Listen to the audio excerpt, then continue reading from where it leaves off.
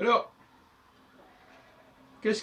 comment un astrologue peut-il conseiller ses clients au regard de l'astro-horoscopie, puisque c'est de ça dont il s'agit?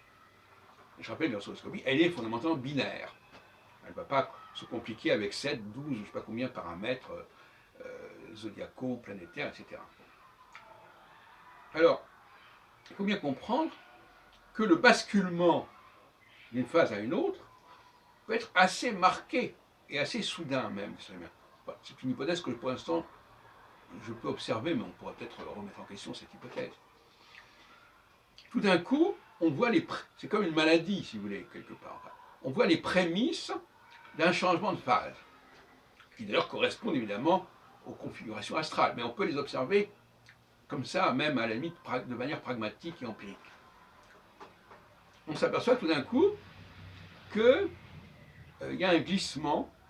Alors ça peut être un glissement vers le bas ou vers le haut. Vers le haut, c'est un ressaisissement. C'est pour ça que je voudrais quand même insister sur ce point. Il faut travailler sur les leaders, sur les gens d'en haut. Travailler sur les gens d'en bas, ça n'a pas beaucoup d'intérêt. Pourquoi? Parce que les gens d'en bas, ils peuvent vouloir monter, mais finalement, bon, ça peut être des tentatives plus ou moins vaines, plus ou moins passagères. Alors que les gens d'en haut, eux, ils vont descendre et ils vont remonter. C'est pour ça que je travaille surtout sur les gens d'en haut, sur les leaders, ce qu'on appelle leaders. L'astrologie n'a aucun intérêt à travailler sur les gens qui ne sont pas des leaders, parce que d'abord ça donne des illusions aux gens qui veulent monter, etc. etc. Donc, quand on voit la personne être attirée par un certain exotisme social, linguistique, religieux, etc., on a l'impression qu'il veut un peu sortir des rails.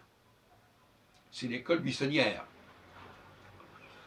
Et ça, c'est un indice d'une quadrature qui est en train de se profiler. La quadrature étant justement cette sorte de, pas de clair, d'écart. On s'égare, on se fourvoie. C'est la traviata, comme on dit.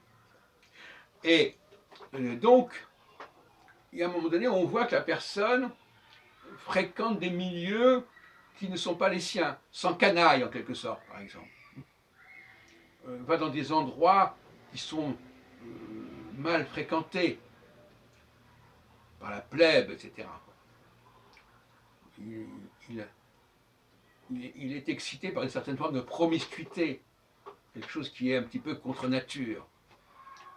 Voilà comment on perçoit ce glissement généré par la quadrature de Jupiter à l'ascendant natal. Et ça se produit ça peut se produire 7-8 fois, ou même plus dans la vie. Et chaque fois, ça ne doit pas manquer.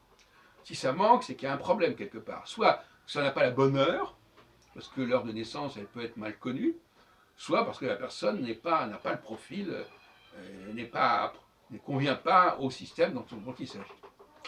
Et puis alors, il y a le processus inverse, qui se produit cette fois-ci là, 3 ans plus tard avec la conjonction, une volonté de revenir au bercail, c'est le retour de l'enfant prodigue, si on veut.